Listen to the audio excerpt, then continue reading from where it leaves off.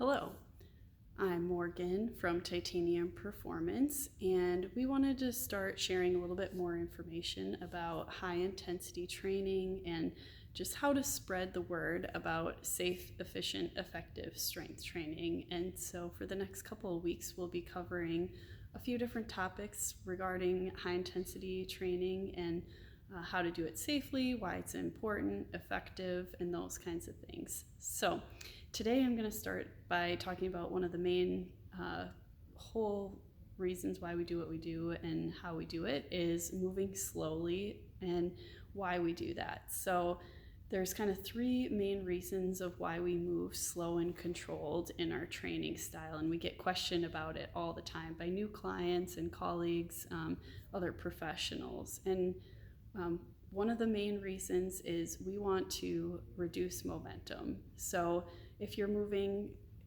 the weight, you want to be in control of that weight the whole time. You never want to be speeding it up so that if you wanted to stop the movement, you couldn't, because that's where you're at a much greater risk for injury.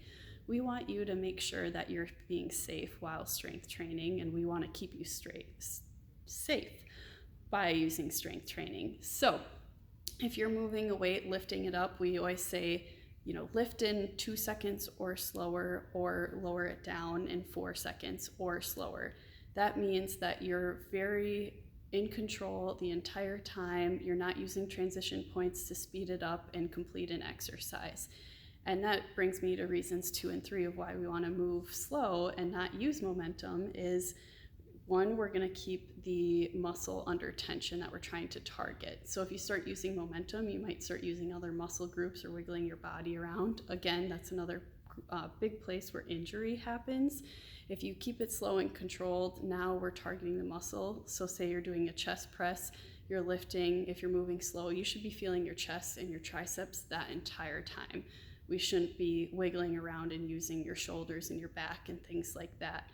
And then thirdly, moving slow reduces the external force on the joints. So if you're speeding the movement up, your joints have to take the impact of that when they catch it, and that can be really harsh on them, and that's where injuries can happen in weight training.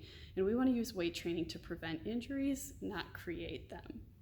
So if you're moving slow, reducing momentum, keeping the force on the muscle, and then reducing the force on the joint, you're going to stay really safe, reduce injury. If you have an injury, probably be able to work with it, around it, through it a little bit better.